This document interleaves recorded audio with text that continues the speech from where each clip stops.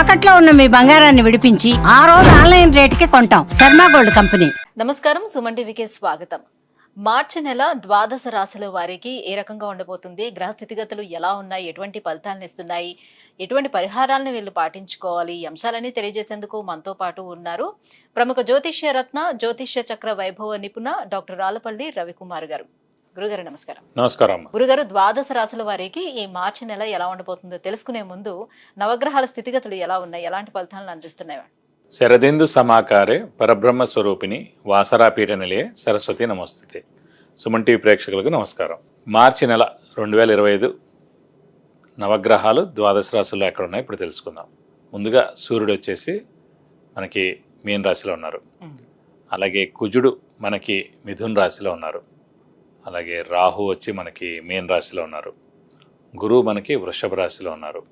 శని స్వస్థానమైన కుంభరాశిలో ఉన్నారు. బుధుడు నీచస్థానమైన మీన రాశిలో ఉన్నారు. కేతు కన్యా రాశిలో ఉన్నారు. శుక్రుడు మటుకు మీన రాశిలో ఉచ్చస్థానంలో ఉన్నాడు. కాబట్టి ఒకటి స్వస్థానం శని, శుక్రుడేమో మనకి ఉచ్చస్థానంలో ఉన్నాడు మీనంలో. అలాగే నీచస్థానమైన మీనంలోనే బుధుడు కూడా ఉన్నాడన్నమాట. ఇవి నవగ్రహాలు ద్వాదశ రాశుల్లో మార్చి నెల అంతా ఈ స్థానాల్లో ఉంటాయి. గురుగారు, కన్యా రాశి వారికి ఈ మార్చి నెలలోని ఎలా ఉండబోతుంది? వీళ్ళకి ఎంత యోగిదాయకంగా ఉండబోతుంది? ఏ గ్రహాలు అనుకూలంగా ఉన్నాయి వీళ్ళకి? తప్పకుండా అమ్మా. కన్యారాశి అనగానే మనకి ఉత్తర 2, 3, 4 పాదాలు, హస్త 1, 2, 3, 4 పాదాలు, చిత్త 1, 2 పాదాలు, ఈ నక్షత్రాల సమూహం అంతా మనకి కన్యారాశిలోకి వస్తుంది. ప్రస్తుతం వీరికి అత్యద్భుతంగా ఉందని చెప్పుకోవాలి. ఎందుకంటే ముఖ్యంగా గురువు భాగ్యస్థానంలో ఉండడం, శని 6వ స్థానంలో ఉండడం, అలాగే రాహుకేతులు అంటే కేతు రాశిలో ఉన్న సప్తమంలో రాహున్నా కూడా అంత ప్రాబ్లం లేదు. ఎందుకంటే మెయిన్ ప్లానెట్స్ ఇవన్నీ చాలా బాగున్నాయి. ఇది కాకుండా ద్వితీయ భాగ్యాధిపతి, యోగకారకుడు, అదృష్టకారకుడు, లక్ ఫేవర్ చేసే గ్రహమైన శుక్రుడు ఉచ్చస్థానంలో ఉన్నాడు. సో పట్టిందల్లా బంగారం అని చెప్పుకోవచ్చు. విద్యార్థులకి, రాజకీయ నాయకులకి, క్రీడాకారులకి, అలాగే పత్రికా రంగం, యూట్యూబ్ రంగం, వీళ్ళందరూ కూడా అత్యద్భుతంగా ఉందని చెప్పుకోవచ్చు. వ్యాపారస్తులు కూడా పట్టిందల్లా బంగారం అని చెప్పుకోవచ్చు. కొత్త వ్యాపారం స్టార్ట్ చేయొచ్చు. అలాగే మన ఎక్స్పాన్షన్ కూడా వెళ్ళచ్చు. షూరిటీ, స్పెక్యులేషన్స్ కలిసి వస్తాయి. మధ్యవర్తిత్వం కలిసి వస్తుంది. సో ఆరోగ్యం, ఆయుష్ కూడా చాలా బాగుంటుంది. కొంచెం ఏంటంటే రాశిలో కేతు ఉన్నాడు కాబట్టి కొంచెం స్ట్రెస్, స్ట్రెయిన్ ఉంటుంది. అయినా అంత ప్రాబ్లం ఉండదు. సో హార్డ్ వర్క్ సంబంధించిన ప్లానెట్ వచ్చేసి మళ్ళీ బుధుడై నీచలో ఉన్నాడు కాబట్టి కొంచెం హార్డ్ వర్క్ అనేది తగ్గిస్తారు. కానీ మానకండి. ఎందుకంటే గురువు, శని, శుక్రుడు అన్నీ 100 ఉన్నప్పుడు కొంచెం హార్డ్ వర్క్, స్మార్ట్ వర్క్ చేస్తే కనుక ఈ 2-3 నెలలు కూడా మీరు పట్టిందల బంగారం అవుతుంది. సో ఖచ్చితంగా ఉన్నత స్థానాన్ని చేరుకుంటారు. విద్యార్థులకైతే సువర్ణావకాశం అండి. ఖచ్చితంగా పోటీ పరీక్షలు రాసిన, అంటే మామూలు ఎగ్జామ్స్ రాసిన, 10th ఇంటర్, డిగ్రీ ఏవైనా సరే, ఎనీ సెట్స్, ఏ ఎగ్జామ్స్ రాసినా కూడా ఖచ్చితంగా మంచి పాస్ మార్క్స్ వస్తాయి, మంచి ర్యాంక్స్ వస్తాయి. సో వాళ్ళకి మంచి నెక్స్ట్ ఇందులో అయితే జాయిన్ అవబోతున్నారు. అవన్నీ కూడా అత్యద్భుతంగా ఉంటాయి. సప్తమ స్థానంలోనే రాహు ఉన్నాడు కాబట్టి అది కళత్ర స్థానం కాబట్టి అలా ఇబ్బందులు ఏమన్నా? అంటే సప్తమాధిపతి మెయిన్గా అంటే ఇవి 2 కూడా ఛాయాగ్రహాలు అన్నమాట. Rahu, Ketu shadow planets. So shadow planets అంత ఇంపాక్ట్ చూపించదు. కానీ సప్తమ స్థానాధిపతి అయిన గురువు భాగ్యస్థానంలో చాలా బాగున్నాడు. అందు గురించి అంటే మెయిన్ స్థానాధిపతి ఇంపార్టెంట్. అలాగే సప్తమ స్థానంలో శుక్రుడు ఉచ్చలో ఉన్నాడు, ఇంకా చాలా బాగున్నాడు. సో అవన్నీ ఏంటంటే అవి డామినేట్ చేస్తాయండి. ఈ ఛాయాగ్రహాలు ఏం చేయలేవు వాటిల్ని.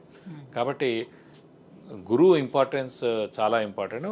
తను భాగ్యంలో ఉన్నాడు కాబట్టి దైవబలం, దైవానుగ్రహం పరిపూర్ణంగా ఉండడం, తీర్థయాత్రలు చేయడం, దైవాన్ని దర్శించుకోవడం, గురువులు దర్శించుకోవడం, గురువు యొక్క బ్లెస్సింగ్స్ పొందడం, సంఘంలో జరిగే మంచి కార్యక్రమాలన్నింటిలో కూడా పాల్గొనడం. సో శ్రమ, కాలం, ధనం వ్యర్థం కాకుండా ఉండడం, అవసరానికి డబ్బులు సమకూరడం, రావాల్సిన బాకీలు వసూలు అవడం, అలాగే స్నేహితులు కూడా, పాత స్నేహితులు ఎవరైనా వాళ్ళందరూ కూడా కలుస్తారు. సో శత్రువులు కూడా మిత్రులు అయ్యేందుకు కూడా అవకాశం ఉందన్నమాట. కాబట్టి అత్యద్భుతంగా ఉందని చెప్పుకోవచ్చు కన్యా రాశి. సో మాక్సిమం గ్రహాలన్నీ వీళ్ళకి అనుకూలిస్తున్నాయి, పెద్ద గ్రహాలన్నీ కూడా అనుకూలిస్తున్నాయి కాబట్టి వాళ్ళకి గృహయోగం కానీ లేదంటే వివాహ యోగం కానీ ఎలా ఉండబోతుంది వాళ్ళు? తప్పకుండా మనం ఇదివరకు కూడా చెప్పుకున్నాం.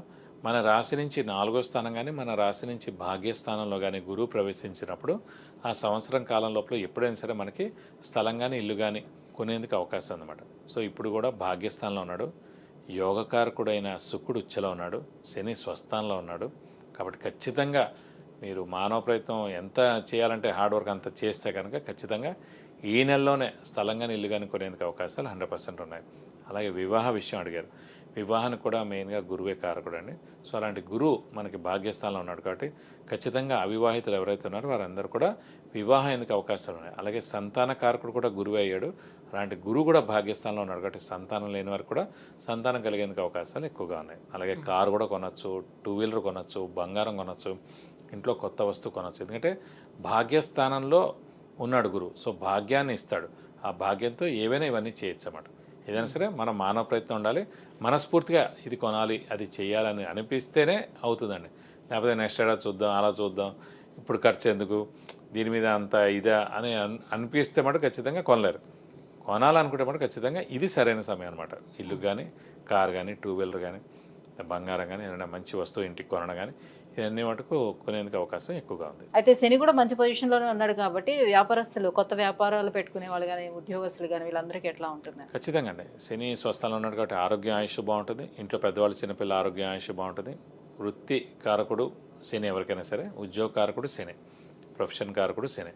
కాబట్టి నిరుద్యోగులకు ఉద్యోగం రావడం, ఉద్యోగస్తులకు ప్రమోషన్స్ రావడం, మంచి నేమ్ అండ్ ఫేమ్ రావడం, బాస్ నుంచి మన్నన పొందడం, అలాగే ఫారెన్ టూర్ విజిట్స్, అసైన్మెంట్స్ ఇలాంటివి కూడా వచ్చేందుకు అవకాశం ఉంది. అలాగే ఉన్నత చదువు ఫారెన్లో కూడా చదవచ్చు, ఇక్కడ కూడా చదవచ్చు. అలాగే ఉన్నత ఉద్యోగం కూడా ఫారెన్లో రావచ్చు, ఇక్కడ కూడా వచ్చేందుకు అవకాశాలు ఎక్కువగా ఉన్నాయి. మరి ఇంకా ఎటువంటి పరిహారాలను వీళ్ళు పాటించుకోవాలి? ప్రస్తుతం రాశాధిపతి ఒక్కడే బుధుడు నీచలో ఉన్నాడు కాబట్టి ఈ 4 వారాల మటుకు ప్రతి బుధవారం ఉపవాసం ఉంటే మంచిది. అలాగే ప్రతిరోజు వినాయకుడి అష్టోత్తరం, అలాగే వెంకటేశ్వర స్వామి అష్టోత్తరం చదువుకుంటే మంచిది. అలాగే వీలైతే ప్రతి బుధవారం వెంకటేశ్వర స్వామి టెంపుల్ లేదంటే వినాయకుడి టెంపుల్కి వెళ్ళి 41 ప్రదక్షిణాలు చేస్తానికి దోషం మొత్తం తొలగిపోతుంది. విద్య, ఉద్యోగం, వివాహం, వాహనం, ఆరోగ్యం, ఐశ్వర్యం వీటన్నిటి గురించి తెలుసుకోవాలంటే కింద స్క్రోల్ అవుతున్నటువంటి నెంబర్లకి కాల్ చేసి గురుగారి అపాయింట్మెంట్ పొందవచ్చు. గురుగారు, ఈ మార్చి నెల కన్యా రాశి వారికి ఎలా ఉండబోతుంది, ఎలాంటి పరిహారాలను పాటించుకోవాలి, ఈ విషయాన్ని తెలియజేసినందుకు ధన్యవాదాలండి. నమస్కారం.